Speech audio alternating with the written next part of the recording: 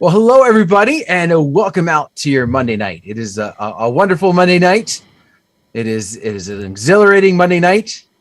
And listen, after the past week where I was like stuck in ice and digging for the last like 24 hours, I'm happy it's Monday night.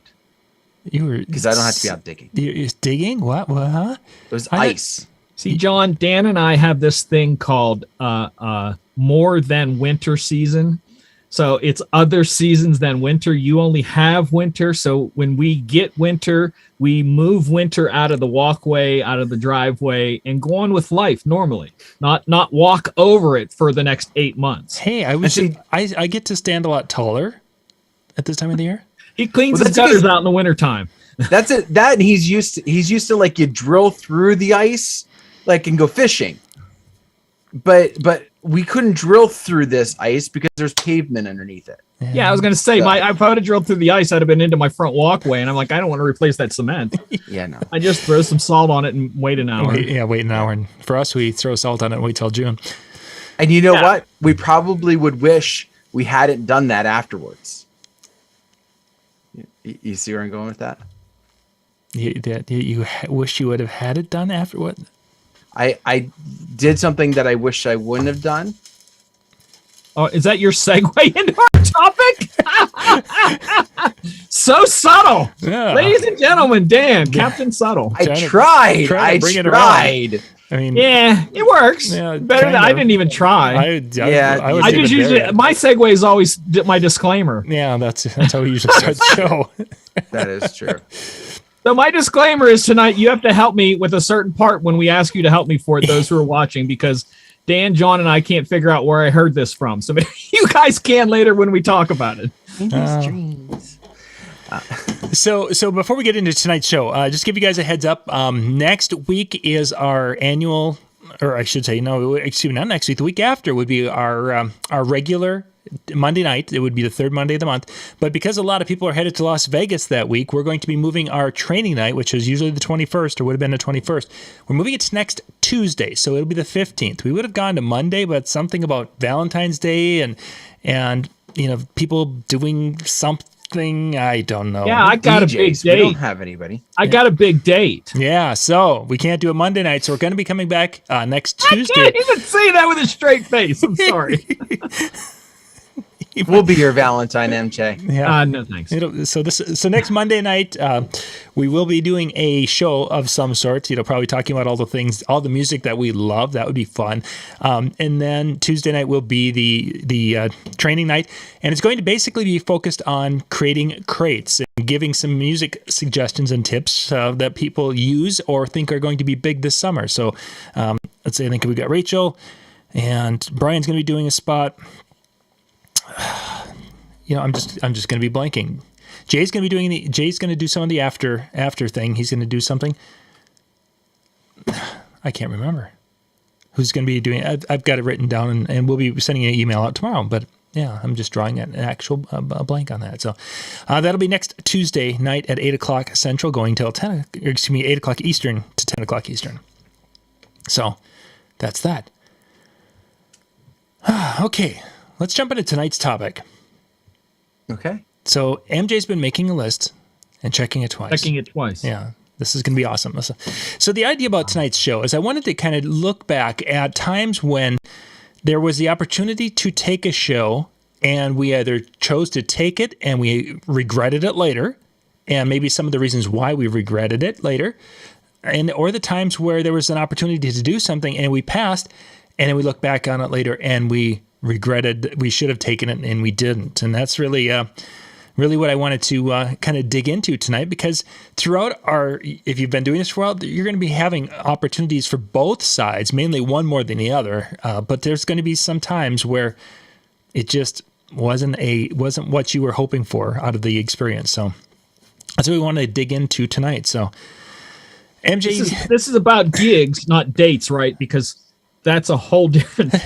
True, but there's actually getting to that second part of it where you were talking that you didn't have any experiences. I'm actually going to branch out not only in the DJ area, but there's been other things where that will be applicable to that discussion. People, see, it's like I have DJ gigs in one category and none in the other, and I have people in this category.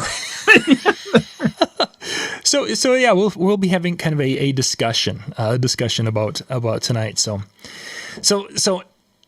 let's kind of start off. MJ, you said you had a list of give us one of your first examples of events that you took, and afterwards you. You want the good story first? Yeah, of course. We always love good stories. You got to lead with something strong here. All right, so way back in the day when I was still a vocal performer, I also DJ'd while I was doing it, and people could hire me for either. Well, my booking agent booked me for this youth rally, and it was about halfway out in the state. I want to say Freedom, PA or something. Dan, I don't know if you know it. It's like down on, as the turnpike goes across, it's like halfway through the state down on the turnpike area. And I went to this thing, and I pull up to this church out in the middle of nowhere for this youth rally. And he's like, yeah, we're down in the field. I beg your pardon? He's like, yeah, we're down in the shed down there. I'm like, how do I get my equipment down there? Well, you just drive down there. And that time, those of you who don't know what a Toyota Celica is, it's a really low to the ground sports car. And that's what I drove. I had a bright red Toyota Celica for years. And he wanted me to take my Celica down through the field with my gear. I did it. Meh. Whatever. But one of the things in the rider, because I had a booking agent at that time, he took care of a lot of stuff, was that for that gig, because I was doing it for a donation, I wasn't contracted as a paid gig. It was they could donate whatever that, there's another word for that. I can never remember what it is. And that's what I was doing it for. And one of the things for that is that they have to provide sound. And I said, I also have multimedia with the stuff I do. Do you want that? He's like, yeah. I'm like, are you able to provide like a screen or projector or something? Yeah, we'll have all that. We'll have the speakers and everything. I'm like, oh, great. So I get down there. No joke. They have a guitar amp for a speaker. Not guitar amps, a guitar amp. Singular. And you're only one person. You don't need more than one. Yeah, exactly. But there was supposed to be a band too. But it just gets so much better from there. And the multimedia stuff was a TV. Back then it was a tube. It was not a flat screen. It was not giant by any means. And I'm like, is this the stuff? And they're like, yeah. Okay. I roll with it because that's the way I am. I roll with it. So everybody shows up. They're ready to start. I'm like, where are the kids? And they're like, well, we thought people would come out. I'm like, well, where's your youth group? And they're like, well, I don't know. I'm like, what? There were literally adults there and a couple children with the adults.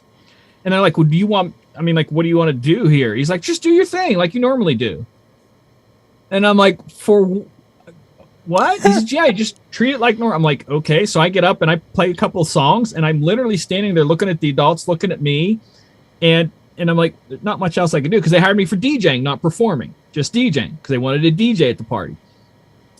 And I do a couple songs. Somebody else gets up and beginning of it, before I started that, I know this is a really long story. But before I started, he's like, can you play some Celtic music? And I'm like, at a youth rally? Like, okay. So I play to nobody. And then the person who gets up to speak says, okay, tonight what we're doing is that we are going, this is kind of a purging night. And I'm like, what? He goes, yeah, we built a bonfire so you could bring things to throw into the bonfire that you don't think you should have in your life. And one of the first things my kids are going to do, and he hit children, their Power Ranger sleeping bags are going into the fire.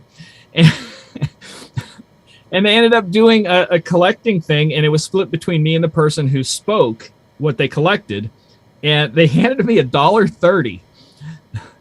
And I told them, you guys need this more than me. And it just was a horrendous experience on so many levels. And I kind of wish from that point out that I was really going to start vetting through what the booking agent was doing to clarify things. And we started getting really specific about stuff in the riders. Like we would ask for he wanted every one of his band members to ask for something specific so they knew if they read the rider or not. And mine was room temperature bottled water. And they're like, oh, we have this on ice. And that's why we put it there. But that was probably the worst one I think I've ever had. I was like 2-hour drive at least there to play 2 non-Celtic songs, watch them burn children's toys, and go home. They gave you a story. Oh my God. That it did. And when I was going home, I'm talking to my booking agent because I'm like, soon as I got out of like eyesight of them, I'm calling. And I'm like, well, at least it's going to be a story I can tell. So yeah, that was one that like I said, I regret taking it, but that was on me for not being more specific and checking and just trusting him. And he probably, because he always booked me for good gigs. This was like the one time that it wasn't. So that was on me for not checking more. Yeah. So. Wow. Every time I see a guitar amp, I think about rocking out DJing. Yeah, with the guitar amp. That's you probably guitar amp with no back. That's one of those old amps that didn't have a back. Oh, even better. Yeah. Nice. With the Radio Shack sub in there. Exactly. Oh my gosh. Well, my experience. I've kind of classified things into different areas. I've got my corporate regrets. I've got my wedding regrets, and I have the who I performed for regrets within those realms. I have a wedding one too, so when you're ready to bunch those together, I actually have one for Okay. you. Well, I'm gonna kind of jump to the corporate ones. Those were back in that kind of that 90s. We did a lot of corporate events, and we were the kind of go-to for one of the hotels up in the Alexandria area where we did a lot of our work. And she would basically, it wasn't a booking agent quite a thing, but she would refer us to everyone. And it got to the point where I wasn't doing much vetting, as you were saying there, MJ. I mean, it was, you just, oh yeah, the last 4 have been great. And there were times where I was doing karaoke up in their bar upstairs. And this particular group was one of them that was, they would, 14, 15 people, and they would drink a keg of beer that at the show that night. Oh my gosh, did those people drink? And they were obnoxious. I ended up losing 2 Shure microphones that night, wireless microphones, because I thought, well, this is a nice hotel and everything, so I should have better quality microphones for them to use. Just was a horrible night with damaged equipment and different things. And because they were a it was through the hotel that they were the ones who kind of recommended me. I didn't really want to go and say, hey, you guys ruined my gear. Please fix this or replace it. It was basically one of those nights where you lost money, even though you made the, I don't know, I think it was $500 on a Thursday night type of thing at that time, which was pretty good money for it. I still ended up losing money because of having to buy replacement microphones. And at the end of the night after doing it, it's like, never again. I've got to have a little bit better feel for who I'm working with. I thought John was going to say, yes, on my way home, they called me and said, hey, we're doing it again next week. You want to come? No. And well, this was, I think we were just about ready to get into the bag phones. But okay. They weren't a thing yet. But I did take another corporate event. It was probably 6 months later. Well, it would have been that was a fall, and then it would have been the next summer. And it was one of those where they started and they're like, hey, we need a DJ, and we're going to need some lights to illuminate some silent auction items. No problem. I can easily do that. And here's the price. Well, the lights for the one table became lights for more tables and more tables. And by the time we were getting to the day of, I think I had jerry rigged together about 15 different light spots around the rooms on all these different tables because that's what they wanted. But they were saying that we'll take care of it. How much of the? Yeah, I'm charging. This is what they were. Yeah, we'll take care of it that night. There won't be any problem with it. Well, that was the person who was in charge of it, and she didn't want to have a contract written up with this additional stuff because we had the initial contract, but we didn't. And there was some red flags on that, but it's like, okay, well, gosh, if I can get the amount for each one of those, that's going to be like a $2,000 or $3,000 day. Woohoo, that would be great, for midweek type stuff. Well, it turns out that she was fired a few days before the event, even though the event was going on, and I had all the lighting stuff there that I had purchased and had shipped up and ready to go. So I had, I think, around $1,400, some $1,200-$1,400 worth of equipment I purchased. And because I didn't have a contract with her and it was only her word and she's gone, they gave me my check for $400 for being the DJ, and that out the door I was. Just one of those situations again where you're like, I wish you would have been more careful. Contract. I literally have in my contract, and this is something that we've talked about before, where it says if the gig turns out not to be what you labeled it as, I have the right to leave for full price or renegotiate the price. Mm-hmm. Because I had a friend of mine got hired to do a family reunion. It ended up being a wedding. Uh-huh. So that's the sort of thing that, contracts I don't care if they're your best friend. Screw that. You're getting a contract. Mm-hmm. Which I have a story about that. So yeah. Well, that'll be in the friends section. That's in the wedding one too. Oh, so. Yeah, that's got the kind of an overlap there. So Dan, what do you got? So for mine, we're going to jump into the wedding thing because that was probably one of the things that the biggest red flag for me. So I had a wedding, and this has probably been maybe about 8 years ago now, and girl calls me up and says, hey, I'm interested in having you do my wedding. I said, great, let's go ahead and meet. Perfect, no problem. I show up. So I had to drive from where I'm at. I had to drive probably 45 minutes for this meeting. I get there. The meeting lasts all of 5 minutes for me basically to walk in, sit down, say hi to her. And she goes, let's go ahead and sign a contract. Did not get my spiel, did not get, go through anything. This was not somebody who saw me at another wedding. So it was a little weird, but it was one of those things like, all right, I don't have to do anything. I don't have to sell. Like, boom, she's interested. But it was weird that we needed to drive all the way. She pays me in cash, like for the retainer. Okay. Everything seems to be going well. We sit down for our planning meeting. That seems to be okay. Again, pays me in cash, right? No big deal. But again, very quick. Like here's everything. Okay, she knows what she wants. Get to the wedding. Very weird. Very kind of backwards. During the middle, grandma takes a spill. Goes down. So obviously, all music needs to stop. At the end of the event, well, hey, yeah, we want to keep going. We've got the place. Let's go and keep going. Okay, it'll be this price for it. Absolutely, yep, no problem. We'll take care of it. The end, couldn't take care of it. We'll get it to you. We'll get it to you. Okay, call them up. Hey, this is how we can take care of it afterwards.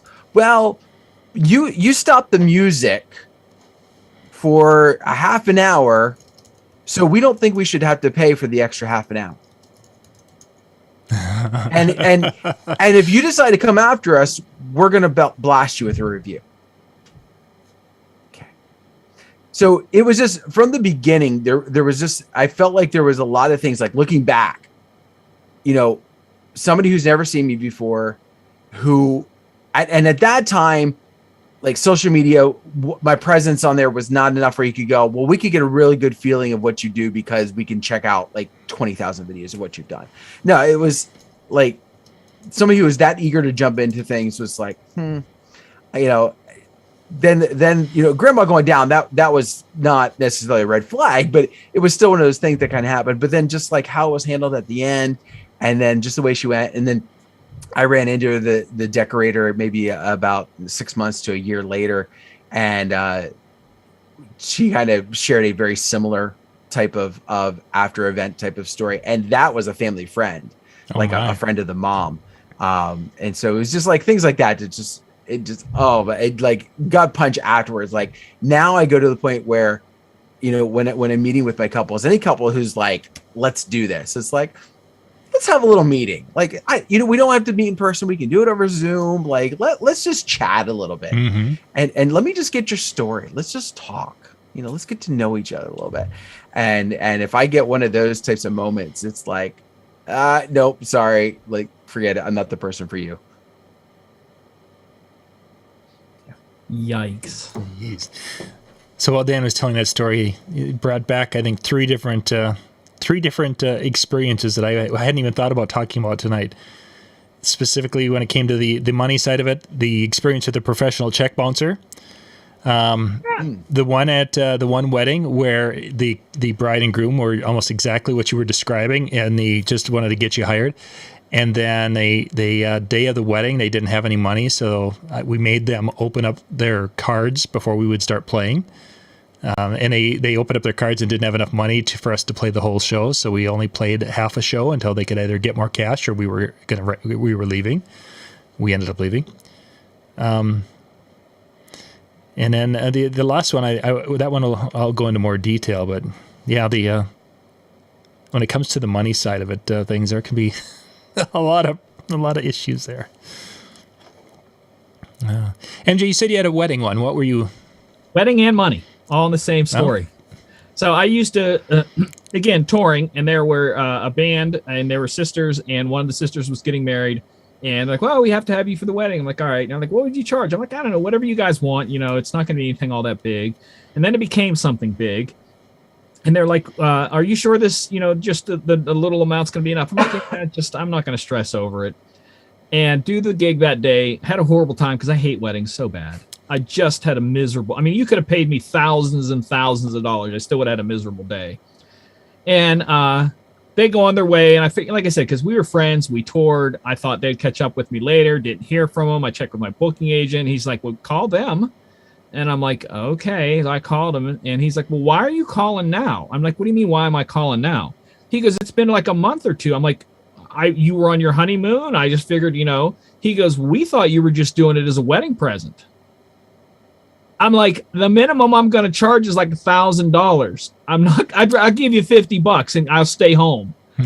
And I talked to the bride's father, and he's, because I thought he was kind of common sense. He's like, yeah, you definitely should have gotten paid.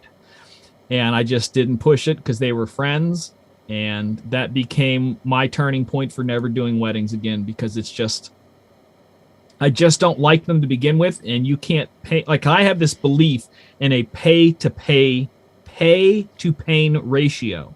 So if it's a pain, you're going to have to pay me a lot. If it's house music or something like that, I'll come and do it for free. But there just isn't enough money in it for me to come and do a wedding, because there's just too much of a headache, too personal, too many emotions, too many everything. It's drama day, and I don't want drama second, let alone drama minute, drama hour, or drama day. You can keep that. I don't care. And I'm going to look at you and go, you do know that you're a 50-50 chance of even making this wedding work. Oh, that's not true. What about your parents? Oh, dad's on his third, mom's on his second. Statistically, they are in half. I said, so I've decided that I would care more about their marriage than their wedding day. Wedding day, to me, in that sense, is not important. You could have the best wedding day in the world and your marriage can suck. But if you have a good marriage, the wedding day doesn't matter. It can be a couple of people standing around sharing a day. So it's just, to me, it's what the amount that people pay for weddings is just, I know all of our audience is wedding people, so here's my disclaimer. I'm going to tick you all off. It's stupid what people pay for weddings. Put it towards a house. I guarantee not being in debt will save some of those marriages. Oh yeah, that is definitely. So MJ, when did you start writing for the Knot? I mean, are you? I've had so many people. I had, what's his name? Bill Herman get mad at me one day. We were on a show and I was talking about that. He's like, well, just let the people spend the money on whatever they want to. I said, they can spend the money on whatever they want to, but I'm telling you, honestly, you'd rather go in and put yourself in debt. What's the average wedding nowadays, guys? $40,000 probably. $40,000. Somewhere. You 30 realize to 40. if you put $40,000 away in your 20s, you'll have $1 million by the time you retire. It's, that logic is actually what Brandon, my son, for those of you who don't know, his second son is getting married here in May. And he's been using that logic is that, okay, so every $1,000 I put into the wedding that I don't put into my 401k is X amount when I hit 40. And it's a pretty substantial amount to use. And that was really the discussion the first probably month or two of their planning. And now talking to him today, it sounds like that thought process has kind of gone to the back burner a little bit as they're getting closer to her half of the discussion kind of became the minimum half, right? I think there's a little more. Yeah. To me, I just look at parents buying doing the wedding, and I just think if they were to invest in the kids and buy them a house or put that money down on a house, because a lot of them are going to have college loans, on top of all this, that how much a further step in life they would have that way. Because that's why I want to invest in someone's life, not their day. Mm-hmm. So talking about friends doing events for weddings for friends. I've done that. Obviously, we all have. And probably the one that stood out the most was the biggest pain. Love the folks. They're nice folks. They hired me, and I knew going in that they didn't like to dance. They were not the dancing type. They were the kind who would just love to sit around and social. They would be the ones that by the campfire and enjoy that type of a night with music in the background. Knew that going in, but they said, oh yeah, we've got friends and family that really love to dance, so it'll be fun. Well, this is before I had fully developed that theory that if the couple don't care to dance and the wedding party don't care to dance, we're looking at a flop. Because that's a big part of the success of it. If the bride and groom are having fun on the dance floor, if some of the wedding party are out there with them having fun, we have a better chance of having success. I'm not a miracle worker. I can't make people go out and dance if the bride and groom look like they're in pain on the dance floor, because that pain radiates. So they didn't like to dance. Okay, still took the show because it was, friends, and I wanted, because of that, not only did they not dance, they wanted to have their music and do the things as we would have danced. And we ended up chasing most of the crowd away because they just didn't, the couple didn't dance, and people were like, well, you're playing this music to dance and we want to dance, but they don't want us, they aren't dancing. And it's like, shouldn't we? So most of the guests left early, and you've got this thing going on where the couple were telling throughout the night that this guy's the best DJ we've ever seen. We love this guy. He's a great DJ. Our dance floor is going to be and they were setting this expectation and this bar so high throughout the early part of the night that by the time we got to the dance and people were wondering if they should dance or not, and taking the key from the bride and groom, they didn't. so it's like, okay, this really makes me look bad. And granted, it's not all about me on this day, but you just feel like, about this tall when they're bragging you up for the first 2 hours of the day. And then when it comes time where the bragging, the pedal should hit the road, and it just flops. So that was one of those situations that why the whole theory of if the wedding party doesn't dance or the couple don't enjoy dancing, either we have to adjust expectations ahead of time, or we just don't do the things like that. Or hire a dancer. Oh yeah, or hire dancers. Yeah. So speaking of dancing, that reminds me of one. This was early on in my career, and I had this couple, and there were no red flags with this. Like the couple was really nice, really down to earth. Everything seemed to be going well with it. The planning was good. But the one thing that stood out with the planning, and MJ will get kind of a kick out of this, I don't have a problem with country music. Okay, I'll play country music. But that's all they wanted. Like, that was it. Nothing else. Like a friend of mine used to say, she goes, there's a difference between country and country. Yeah, well, I don't think we were quitting that. Okay. But it was one of those things where, like, that was the only thing they wanted. Okay, fine, that's what you want. No big deal. I'll do it. The problem was, while they were avid country fans, and while there was a couple of their friends that would go out and they would do, this is when like country line dance nights were big and popular, and they would kind of go out with some of their friends or whatever. There was not enough for the wedding that there was. And then on top of that, I often tell my couples, like, your guests are going to go where you are. So if you're not near the dance floor, they're not going to be either. This was something that I've started saying to them years after what happened here. But if you decide to leave your own wedding and go home, granted it was to get the checkbook, to pay the venue or the caterer or something like that, but they were gone for like a good hour 15. And during the time that they're gone, their guests just left. Yeah. So we started out with like a decent sized room, got a couple, maybe 15, 20 people dancing at one point, and then there was nothing. And keep in mind, the only thing they wanted was country. Nobody else, a lot of the people really left, and they, like, I couldn't pull anything to really get them going. And it just tanked. It just, to the point that we actually finished, I think, 2 hours early. Because when they came back and there was maybe 10 people left, they're like, yeah, it's okay. And I'm sorry. I said, when you weren't here, they left. And they're like, it's okay. And they didn't blame me, but it was one of those things where you just felt like, like that was just horrible night. I've said it before and I will say it again. # country music sucks.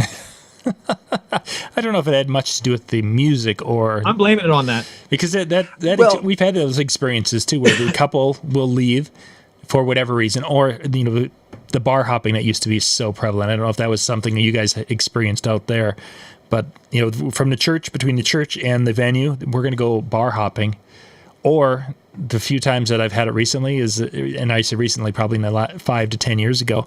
After dinner, we're going to go and hit a couple of bars, and we'll be back for the first dance at whatever o'clock was going to be. It's like, if you guys leave, you do know what's going to happen, don't you? Well, yeah, our all of our guests are going to go with us, and we're all going to go bar hopping together.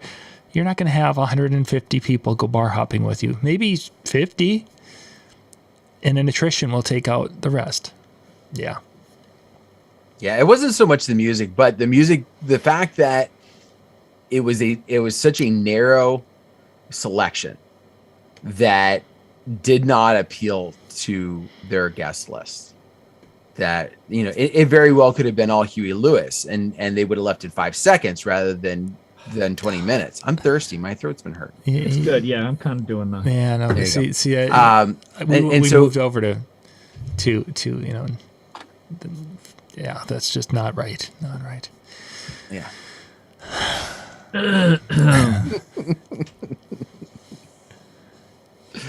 All right, I have two that are very tied together in the way they are, and you guys might have had an experience like this. I mean, it's kind of unique for me because it was what I did a lot.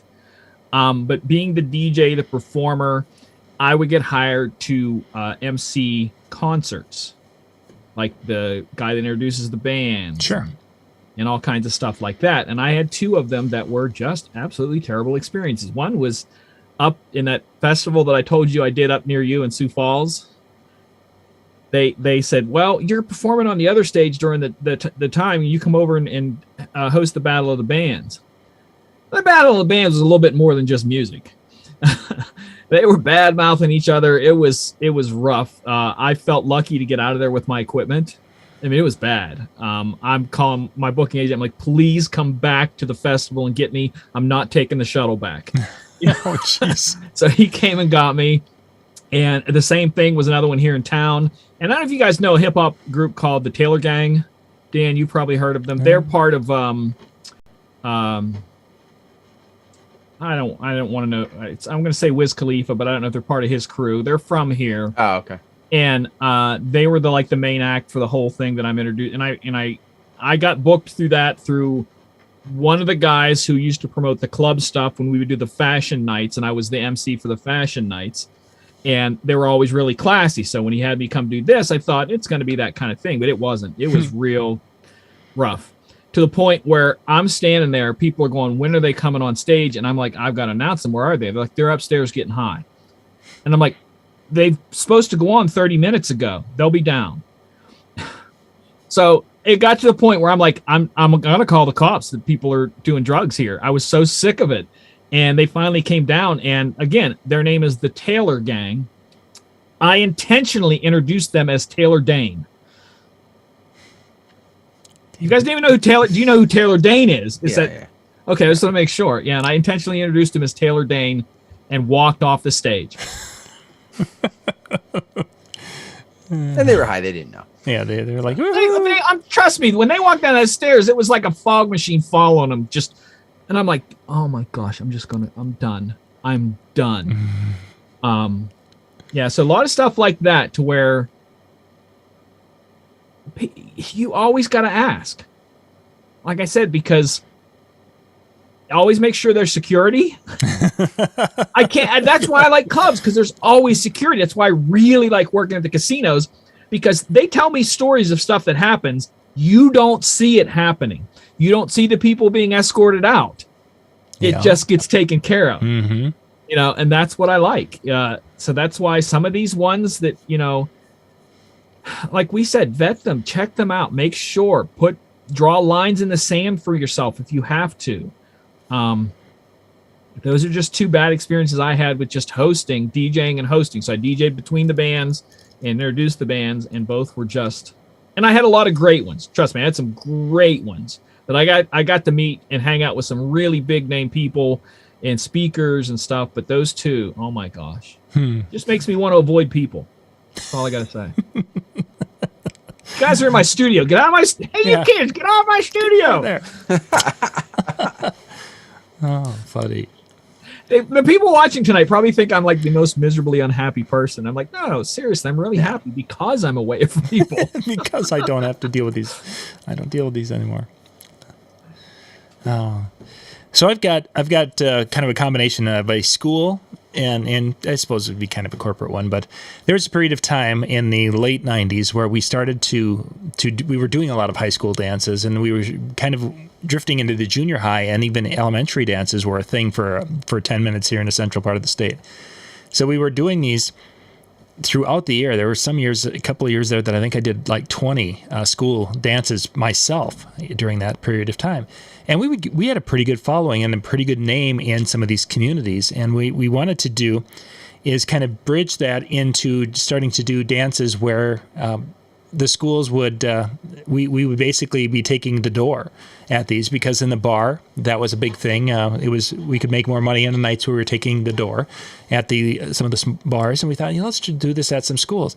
There were some schools at that time where we could clear close to $1,000 at the door, and for us at that time, when our most expensive show we offered was like $700, that was a good payday, we felt. So we put that out there as a thing to do for spring dances, not proms, but we were marketing to some schools, and we had a school that we'd never been to before, and their junior high and high school in that community. We done a lot of dances, and it's like, okay, so we know we've been there, we've had some really good crowds, but this was the elementary. They wanted to do an upper elementary dance, and it's like, well, goodness, they have like 120, 130 kids per grade level. They're going to have 4th, 5th, and 6th graders. And those kids will be there, like 80% of them. So we thought this is going to be a great. We'll do the door thing, and the week or so before, the advisor or teacher calls, and she goes, "Just wanted to give. Are you guys still wanting to do that? You know, and instead of going to a flat fee?" It's like, well, why are you? She goes, "Well, I'm just kind of worried that you guys may not make much money off the dance." It's like, how many kids are grade level? The 100 and whatever. It should be. We'll be fine. You know, I'm thinking. You know, we're looking at a huge payday coming out of it. Get there that night. We set up the nice show and we have everything ready to go. 4 kids show up. That was it. For some reason, she knew that there was going to be like nobody showing up for this thing, and it's like they had games on the sides and they had the dance, and it was. But for I don't know what it was at that time. This is pre-social media, so it wasn't that. But yeah, no kids showed up, so I think we made like $16, 16 or $20, and I think she ended up feeling bad, and she gave us a check for $100, which covered the gas to get there, type of thing, and that was it. But so continuing on, and we get into summer, and we were still trying to work on these kind of family events, and the county fairs were allowing. We marketed heavily to the county fairs to go and do entertainment at these fairs in the evening, and our options were again to take the door or to do some some of them we were charging a flat rate. Well, we had one. We decided we're going to do the door thing because it was a really big county fair, and they usually had a band for the kids. And this year they were going to do a DJ, and it was in an area where we should be known. And we get there and set up and doing everything and getting ready to go, and a thunderstorm comes through and basically shuts down. Heavy rain, wind, everything, and the kids are gone. They don't come back. And I don't think we had anyone at that dance. And we were expecting somewhere around that 500 to 500 to 700 kids should have been coming through there. And the person in charge was apologizing and, "Can we do anything for you?" And me being it's like, no, we agreed upon that, and it's a risk we took. But yeah, it was a period of time where trying something new ended up biting us in the butt multiple times, way more than it actually worked out for us. But it was something that we had to do to learn from our mistakes. Wow. Huh. For those who are new to DJing, there are good experiences. If you've tuned in and you have not been doing this long, there are some wonderful experiences in the world of DJing. We're just giving some one-offs. Yeah, you're talking. What do we have between the three of us? 60. Way more years than we're going to admit. Yeah. I have 34 years of paid DJing. It's 34 and I've got to be right there with you. So we're probably pushing 90 to 100 years worth of DJing experience between with the three of us here. So. Yeah, I have 34 years of being paid DJ and 3 months of being a good paid DJ.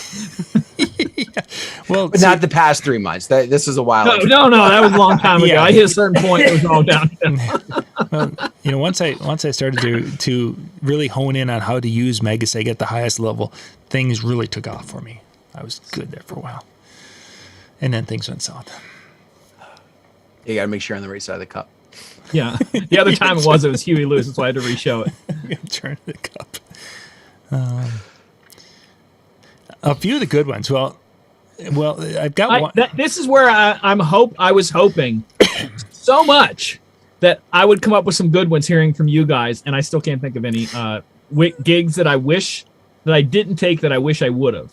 Okay, so we'll bridge to that because I had one last one with a Okay, wedding one, and I'm not going to go into too much detail, but it was a wedding where we had everything booked and everything was going well, and then like 2 weeks beforehand, something happened, and they never told me what, but all of a sudden, her whole family hated the groom. The groom's family would not come to the wedding. The groom was literally the only one from his family at the wedding, and the bride's family hated the groom. And wedding day. It was one of the most uncomfortable days because if I treated it more like a family reunion for her side, we were good. But if I did anything where we were doing the first dance, there was a lot of this going on type of thing. They hated the groom, and I couldn't tell you because they like were gone, and I've never heard of or never seen them again. But it was the darndest thing where I've had it where people have been like, oh, this wedding's never gonna last. They just don't get along that well. You've had those weddings, but not ones where. And the only thing we could ever guess is that something happened 2 weeks ahead of time, and it was probably nothing. That infidelity type thing that happened, type of situation. But no one would say anything. They just we're not too happy with him. You need to look them up on Facebook and just see if they're there still. I couldn't even remember their names. I just remember the look. He looked at like one of these guys that you would see on one of these 48-hour shows, the one that they were investigating for like killing 37 people. He had that look to him. It's just he probably pulled a really good looking woman. Because that's usually the way it is. Yeah, she was a real nice young lady, and that's there you go. I'm too nice. I need to be uglier. I need to be meaner. Nah, I can't be that. Yeah.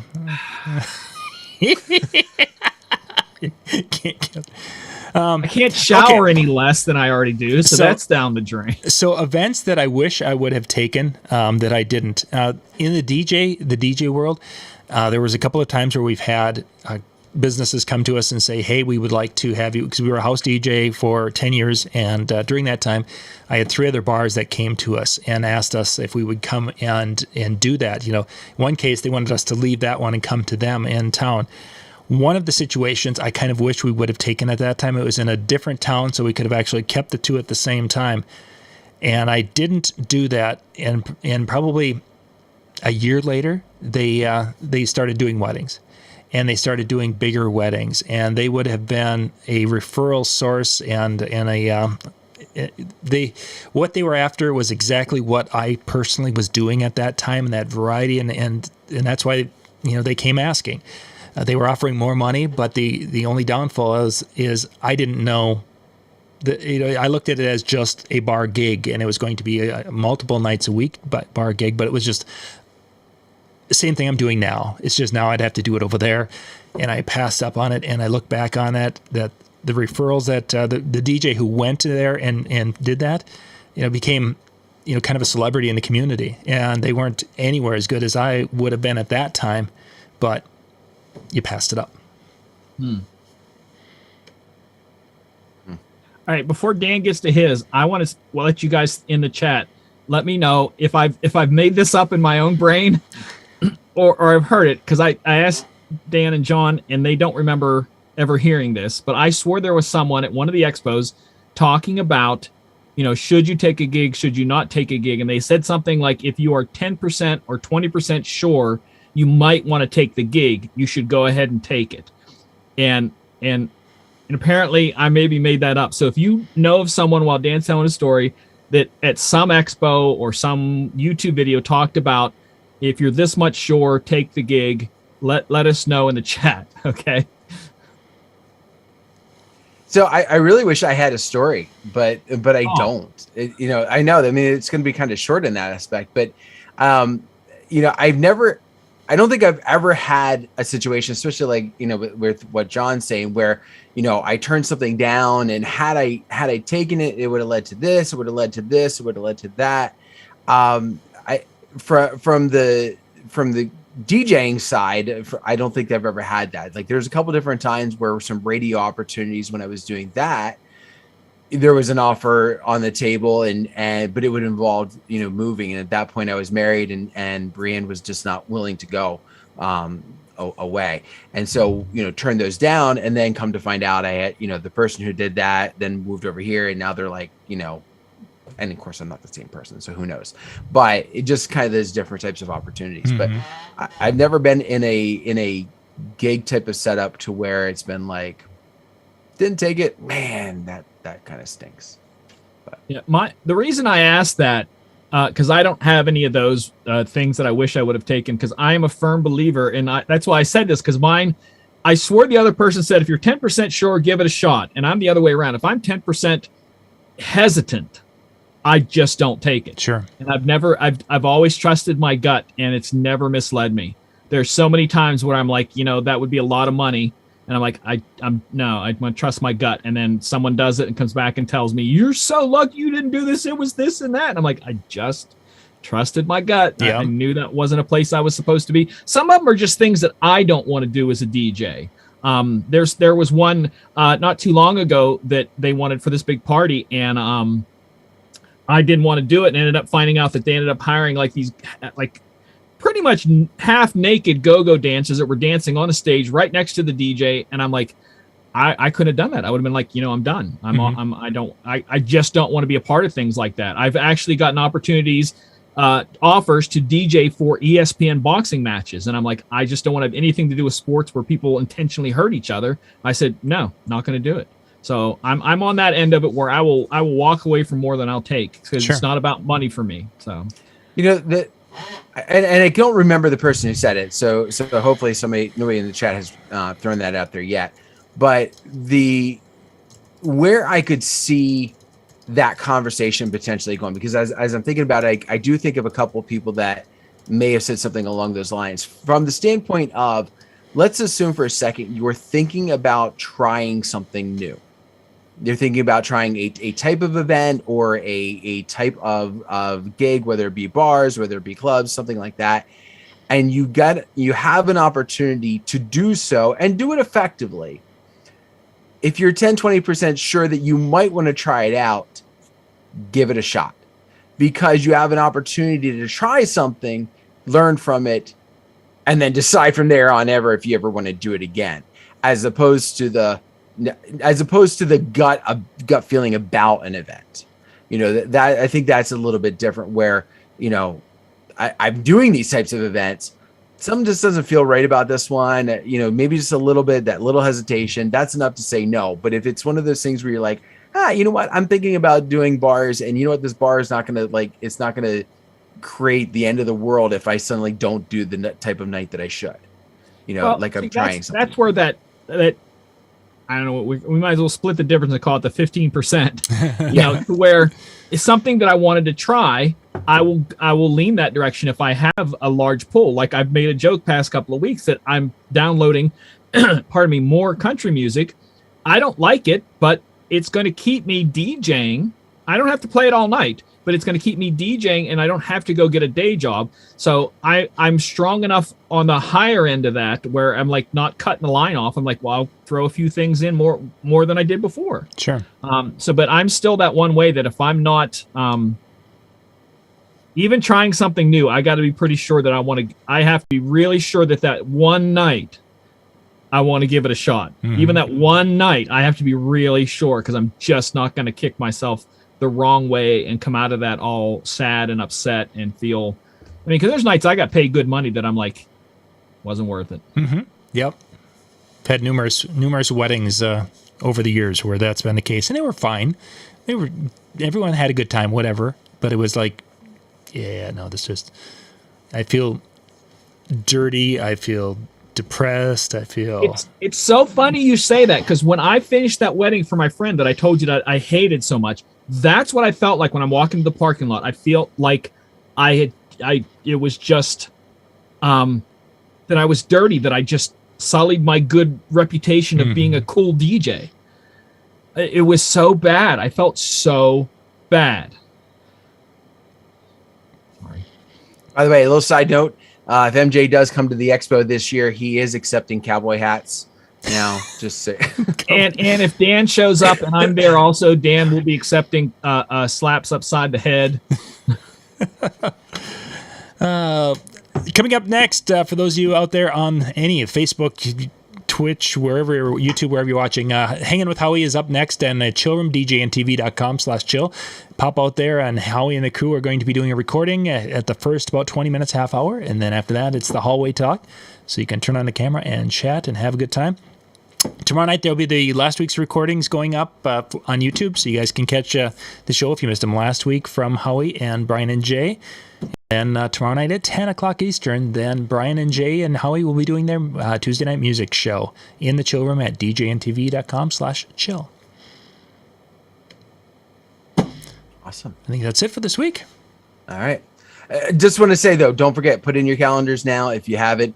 The virtual expo coming up on the 15th, because it is a different night, it is a little bit different schedule for you. Put it in now so you don't forget about that. That's again going to be on that Tuesday the 15th, and keep an eye out for that email from John, so you know exactly who's going to be presenting and all the litany of topics that are going to be thrown out there as well. Well, on that note, thank you very much for taking time out of your night to join us. Hope you have a wonderful, wonderful rest of your night, and say hi to Howie for us. Have a good one. Bye.